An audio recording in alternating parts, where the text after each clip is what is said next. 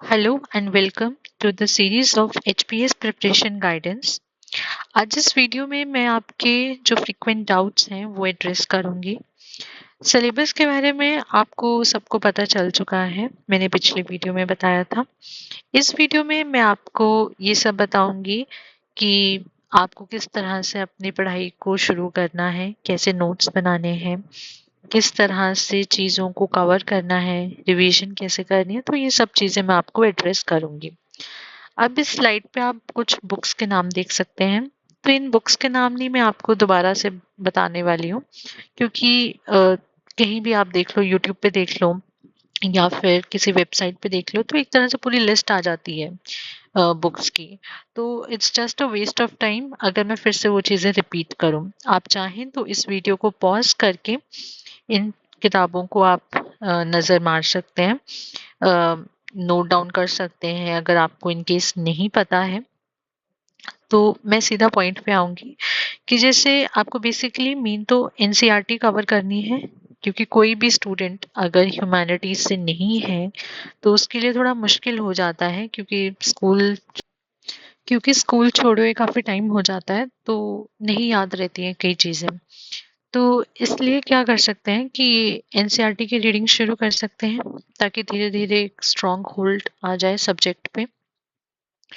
उसके अलावा हमारे मेन जो चीज़ है वो है करंट अफेयर्स। तो वो मैं आपको इस स्लाइड में समझाती हूँ। ये भी बुक्स हैं, ये भी आप यहाँ से देख सकते हैं। अब हाँ, एक और चीज़ जो थी, क्या मैंने किन्हीं सब्जेक्ट के साथ करंट अफेयर्स लिखा हुआ है यहाँ पे भी, और यहाँ मैंने लिखा नहीं है, पर ये जो इकोनॉमिक सर्वे है ये आपका करंट में ही आ जाता है। तो इसमें क्या है, जैसे जैसे आप करंट अफेयर्स पढ़ेंगे तो कुछ चीज़ें जो डायनेमिक होती हैं, जैसे कि एनवायरनमेंट, साइंस साइंस की तो काफ़ी चीज़ें न्यूज़पेपर में आती रहती हैं, तो वो सब चीज़ें आपने यहाँ पे ऐड ऑन करनी है अपने स्टैटिक सब्जेक्ट के साथ। अब जैसे हमारा करंट अफेयर्स है, तो करंट अफेयर्स में क्या है कि बेसिकली जो बिगिनर एस्पिरेंट है उसको ये गाइड किया जाता है कि आप न्यूज़पेपर पढ़ो।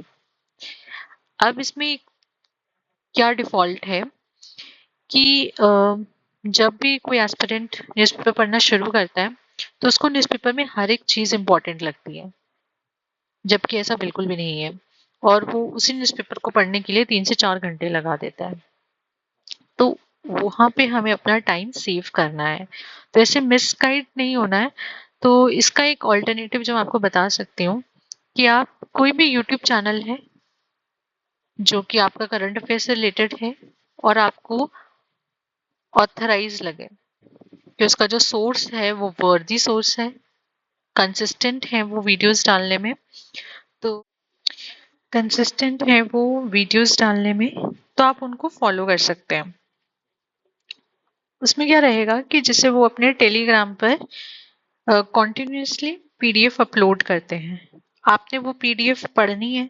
पहले तो क्या किया, आपने उनकी वीडियो देखी, वीडियो नियरली अबाउट आप मान के चले 25 to 30 मिनट्स की रहेगी ऑन एन एवरेज। वो वीडियो आपने देख ली, फिर आपने उनकी पीडीएफ पढ़ ली, फिर आपने क्या किया, उसको संडे वाले दिन रिवाइज कर लिया। ये इतना हो गया। फिर ऐसे ही आप पूरे मंथ में ये प्रोसेस फॉलो करेंगे। फिर मंथली कंपाइलेशन में आप एक बारी फिर से उनकी पीडीएफ पढ़ेंगे, जो उनकी मंथली कंपाइल होके आएगी उस मंथ की, तो वो आपकी फिर से एक रिवीजन हो जाएगी। तो इस तरह से आपका पूरा मंथ कवर हो जाएगा, रादर देन कि आप कुछ मंथ बाद जैसे 3 to 4 months या 6 months का कंपाइलेशन देखें। उससे बेटर है कि आप मंथली कंपाइलेशन करते जाएं, ताकि एक लोड आप पर कम रहे। अब इस चीज के अलावा क्या आप कर सकते हैं, अपनी लैंग्वेज पे स्ट्रॉन्ग होल्ड बनाने के लिए, क्योंकि आपने मेंस में आंसर राइटिंग करनी है, आंसर राइटिंग करने के लिए आपकी वोकैबुलरी अच्छी होनी चाहिए, आपके ग्रामेटिकल एरर्स जो हैं वो कम होने चाहिए। ठीक है, क्योंकि नंबर फेच करने हैं तो आपको स्पेलिंग मिस्टेक हो गया या कोई चीज आपने गलत वर्ड लिख दिया तो वो पूरा का पूरा सेंटेंस ही गलत फ्रेम हो जाएगा। तो उस चीज को अवॉइड करने के लिए आपका लैंग्वेज बहुत अच्छी होनी चाहिए ताकि आप एक्सप्रेस अच्छे से कर सके। तो आपने एडिटोरियल पढ़ना है जो न्यूज़पेपर में दिया जाता है। मैंने यहाँ पे 2 न्यूज़पेपर्स लिखे हैं। इसके अलावा अगर आपको कोई और न्यूज़पेपर ठीक लगता है तो आप वो पढ़ सकते हैं। आपने एडिटोरियल पढ़ लिया, सिर्फ रीड करना है। ऐसा नहीं कि वो एडिटोरियल पूरा याद करने लग जाना है। कई बार क्या होता है एडिटोरियल्स में कुछ स्टोरीज दी गई होती हैं, कुछ ऐसे फैक्ट्स दिए गए होते हैं, तो वो चीजें हमें यूं ही अपने दिमाग में याद रह जाती हैं। प्लस आप नए वर्ड सीखते हो। नए वर्ड सीखोगे तो अपनी लैंग्वेज में नए वर्ड्स यूज करना सीख जाओगे, तो वो आपके लिए लेटर स्टेज पे बेनिफिशियल रहेंगे। ये 3 चीजें तो आपकी बेसिक रही। इसके बाद क्या है कि आप एक ये वेरीफाइड सोर्स है पीआईबी का फॉर करंट अफेयर्स, तो ये भी आप फॉलो कर सकते हैं अगर आप करना चाहो तो। अगर बाय चांस जो आप यूट्यूब पे वीडियो देख रहे हैं और वो अपने सोर्स में इसको कवर कर रहे हैं, तब आपको ये फॉलो करने की कोई जरूरत नहीं है। अब ये तो था मेरा पैटर्न, जिस तरह से मैंने अपने करंट अफेयर्स कवर किए हैं। अगर आपको लग रहा है कि नहीं मैंने न्यूज़पेपर ही पढ़ना है, तो आप न्यूज़पेपर ही पढ़ें। आप कुछ हफ्ते उसको फॉलो करके देख सकते हैं। इन केस अगर आपके हैबिट में वो इनकलकेट हो गया और आप न्यूज़पेपर पढ़ने में मोस्टली 30 to 35 मिनट्स लेते हैं, तो इट्स गुड इनफ कि आपका टाइम सेव हो रहा है फिर भी। पर हाँ, अगर आपको 2 से 3 घंटे लग जा रहे हैं, 1 से 2 घंटे भी ज्यादा है, तो आपको वहीं पे अपना टाइम सेव करना है। तो ये चीज है आपकी करंट अफेयर्स को लेके। अब एक और चीज आप क्या कर सकते हैं, जैसे आप नोट्स बनाएंगे जब भी, तो नोट्स में आपने जैसे ये पेज है, ठीक है, आपने यहाँ पे कोई टॉपिक लिखा, ये आपने कोई टॉपिक लिखा और ये पूरा पेज है, तो आपने यहाँ पे मार्जिन ड्रॉ कर लेने हैं। ठीक है, बीच में आपने आंसर लिखा। अब कोई भी करंट में चीज चल रही है, सपोज वो इस टॉपिक से रिलेटेड है, तो आप उसको यहाँ पे अपडेट कर सकते हैं या फिर यहाँ अपडेट कर सकते हैं।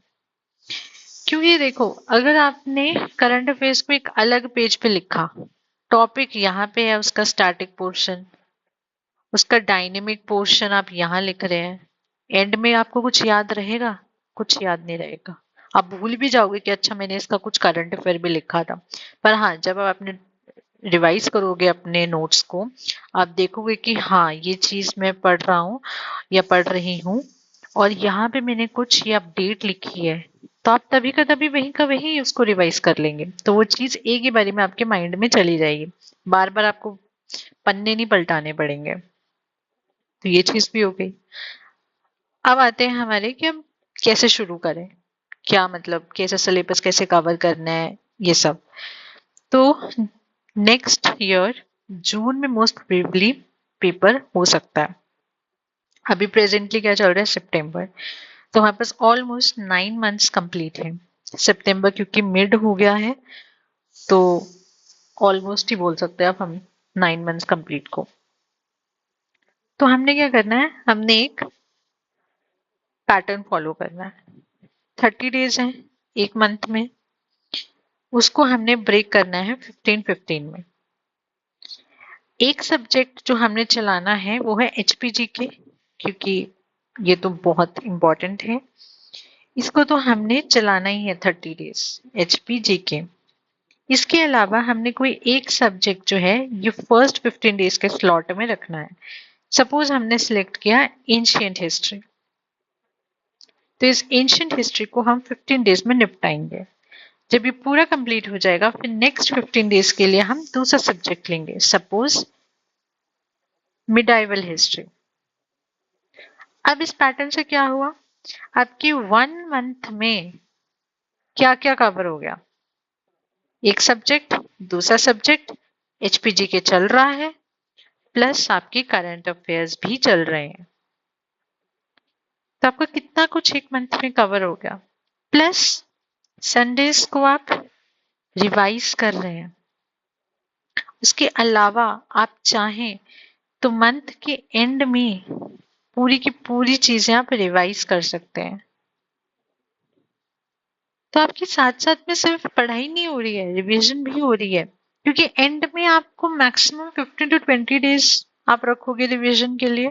तो वो आपकी एक फाइनल रिवीजन होगी कि जिसमें आप सिर्फ पेजेस को टर्न कर रहे हो, सिर्फ नजर मार रहे हो कि हाँ ये भी आता है, ये भी आता है, ये भी आता है। अगर आप उस स्टेज पे जाके चीजों को पढ़ रहे हो, समझने की कोशिश कर रहे हो, तो दैट इज नॉट रिवीजन, वो पढ़ना ही हो गया। फिर हमें वो चीज नहीं करनी है, वो ब्लंडर हो जाएगा। तो उसको भी मैं आपको बताऊंगी कि कैसे करना है।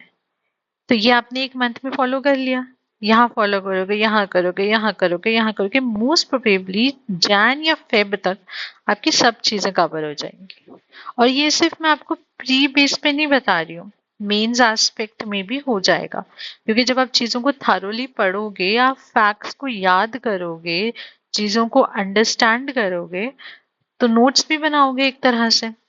उन नोट्स को बनाओगे तो आपके मेंस की भी तैयारी हो रही है, आंसर राइटिंग भी करोगे आप साथ साथ में। ठीक है, उसके अलावा भी देखो हमारे पास कितना टाइम है। फिर क्या है, अब आपने सीधे ही बुक्स पढ़ना नहीं शुरू कर देनी है कि ले ज्योग्राफी की उठाई सविंदर सिंह और पढ़ना शुरू कर दी। नहीं, ऐसा बिल्कुल नहीं करना है। ऐसा करोगे तो आपको शुरू में ही चीजें डिफिकल्ट लगेंगी। जो तो ह्यूमैनिटीज के हैं वो तो चलो फिर भी एनी हाउ कर लें, पर जो बाकी बैकग्राउंड के हैं उनके लिए थोड़ा मुश्किल हो जाएगा। तो आपने क्या करना है, एनसीईआरटी पढ़नी है। कोई टॉपिक लिया, एनसीईआरटी पढ़ी, यहाँ से समझ आ गया, वेल एंड गुड। उसके बाद उसी टॉपिक को अगर उसकी कोई रेफरेंस बुक है तो उस बुक में से पढ़ो। तो इससे क्या होगा, डबल अंडरस्टैंडिंग आ जाएगी आप में। ठीक है, यहाँ से भी पढ़ी, यहाँ से भी पढ़ी। अब आपको चीजें और अच्छे से क्लेरिफाई हो गई। फिर भी कोई डाउट आ रहा है, गूगल करो, यूट्यूब खोलो। यूट्यूब आज के टाइम में इतना अच्छा सोर्स है अगर आप उसको राइट तरीके से यूज करो। ठीक है, ऐसे नहीं कि आपने हर कोई वीडियो उठा के देख ली, क्योंकि बहुत सोर्सेज हैं। बच्चे इतने सारे सोर्सेज देख के कंफ्यूज हो जाते हैं कि ये भी पढ़ लूं वो भी पढ़ लूं। नहीं, जो आपको लग रहा है कि हाँ ये इंसान थोड़ा ढंग से पढ़ा रहा है इस टॉपिक को, उसका यूट्यूब वीडियो खोलो, उस टॉपिक को देखो और देखो कि आप कहाँ गलती कर रहे हो, कितनी कितनी चीजें आपको सही में समझ आएंगी। तो इस तरह से आपका वो टॉपिक ऐसा कवर होगा कि आपको दोबारा कभी वो दिमाग से निकलेगा नहीं, बैठ जाएगा। अब वो चीज आपके दिमाग में बैठ गई है, ठीक है, अब उसके नोट्स बनाओ। ठीक है, अब क्या होगा, काफी चीजें तो आपके दिमाग में है, लिखोगे क्या फिर नोट्स में, कीवर्ड्स। कीवर्ड्स लिखोगे, जैसे सपोज हमने अर्थक्वेक के बारे में पढ़ लिया पूरा। ठीक है, तो अर्थक्वेक के बारे में आपने ऑलमोस्ट सारी चीजें देख ली कि अच्छा इसके ये टाइप्स होते हैं, ये ऐसे मेजर किया जाता है, इसके क्या रीजंस हैं आने के, क्या कॉजेज हैं, ये सब चीजें आपने पढ़ ली। अब नोट्स में क्या लिखोगे, पूरा का पूरा फिर से कॉपी पेस्ट कर दोगे तो वो तो एक बुक ही बन जाएगी, बुक थोड़ा ना प्रिंट करनी है आपको। तो आपने क्या करना है, कीवर्ड्स में लिखना है। अच्छा, शॉर्ट फॉर्म में लिख दी EQ, अर्थक्वेक, अच्छा इसके फीचर्स बना लो, अच्छा क्या क्या चीजें हैं, कॉजेज क्या है, या 1 2 3, यहाँ पे आपके कैसे मेजर किया जाता है, हाँ ये स्केल है, ये स्केल है। तो इस तरह से नोट्स ना, ताकि जब आप उसको पढ़ो आपको पढ़ने में भी मजा आए कि हाँ यार ये तो आसान है, फिर से वो पैराग्राफ पढ़ना पड़ेगा तो वो तो फिर बुक ही पढ़ने जैसा काम हो गया। ठीक है, और उसको फिर वीकली रिवाइज करो। रिवीजन, जैसे कि मैंने पहले भी बोला, बहुत बहुत बहुत जरूरी है इस प्रिपरेशन में। नहीं तो क्या होगा, आप इस साइकिल में फंस जाओगे, हर साल पढ़ते रहोगे पढ़ते रहोगे पढ़ते रहोगे, रिवीजन नहीं करोगे तो फिर एग्जाम नहीं निकलेगा उससे। ठीक है, ये चीज होगी। मैं आपसे अपने नोट्स भी शेयर करूंगी, मैं आपको दिखाऊंगी इस वीडियो में एक एग्जाम्पल देकर कि मैंने कैसे कैसे नोट्स बनाए हैं, ताकि आपको आइडिया लग जाए कि हाँ ऐसे बनाए जा सकते हैं। फिर इसके बाद आते हैं हम यही कि नोट्स कैसे बनाए। तो पहले मैंने क्या कहा, पहली रीडिंग में आप स्किम करेंगे।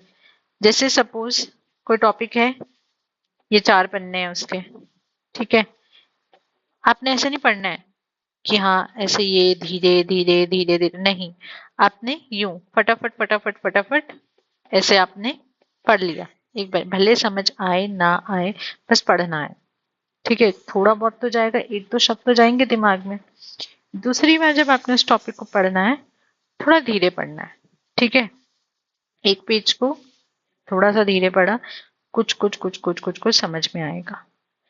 तीसरी बारी में क्या है कि आपको उसको और धीरे पढ़ना है, इस तरह से कि अब हाँ आप इस चीज को समझ रहे हो। समझ लिया। अब इसके बाद आपने नोट्स बनाने हैं, क्योंकि अब आपने 3 बार चीज को पढ़ा है, आपको पता है क्या चीज यूजफुल है क्या चीज नहीं है, तो आपने उसके वैसे नोट्स बना लिए। अब जैसे मैंने यहाँ पे एग्जाम्पल एंशियंट हिस्ट्री का दिया है, 15 डेज रखे हैं हमने, उन 15 डेज को हमने फर्दर स्प्लिट करना है, जैसे 3 डेज, 5 डेज और 7 डेज में। 3 डेज आपने क्विक रिवीजन कर ली, क्विक रीडिंग कर ली, जैसे कि आपने एनसीईआरटी उठाई। ठीक है, अब वो बहुत ज्यादा पेजेस होंगे, आप सोचो कि 3 दिन में कैसे करेंगे। पढ़ना नहीं है, स्किम करना है। ठीक है, स्किम का मतलब होता है कि जस्ट ऊपर ऊपर ऊपर ऊपर से देख लिया कि हाँ हाँ हाँ हाँ ये चीजें हैं। ठीक है, वैसे आपने स्किम कर लिया। फिर चौथे दिन के बाद आपने क्या करना है, जो 5 डेज रहेंगे हमारे, धीरे धीरे रीड करना है कि अच्छा अब आप एक एक चीज ध्यान से देख रहे हो कि अच्छा इसमें ये है ये है ये है, ऐसे ऐसे दिया गया है ऐसे। 5 डेज तक आपने इस तरह समझा कि आपकी हाफ अंडरस्टैंडिंग डेवलप हो गई है। अब 7 डेज में क्या करना है आपको, चीजें काफी हद तक समझ में आ गई, तो आप धीरे धीरे रीड करके उसके नोट्स बना लेने हैं। ठीक है, अब एनसीईआरटी पढ़ रहे हो और सपोज साथ में कोई रेफरेंस बुक है, तो आप कैसे रीड करें, बुक को तो स्किम कैसे करें। एनसीईआरटी स्किम कर लिया आपने 3 डेज में।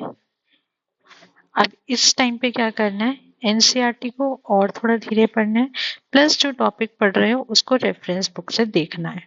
ठीक है, रेफरेंस बुक से देख लिया तो अच्छे से समझ आ गया, यूट्यूब वीडियो भी देख सकते हो आप। 7 डेज में क्या होना है कि फिर से एक बार एनसीईआरटी को सामने रखो, बुक को सामने रखो, कोई टॉपिक है उसको रिकॉल करो, आपको कितना समझ में आया, नहीं समझ में आया फिर से इधर नजर मारो, अब पता चल गया क्या क्या क्या जरूरी है, अब उसकी कीवर्ड्स नोट डाउन कर लो। तो इस तरह से आपका पूरे नोट्स बनाने का पैटर्न चलेगा। और फिर से रिवाइज वीकली।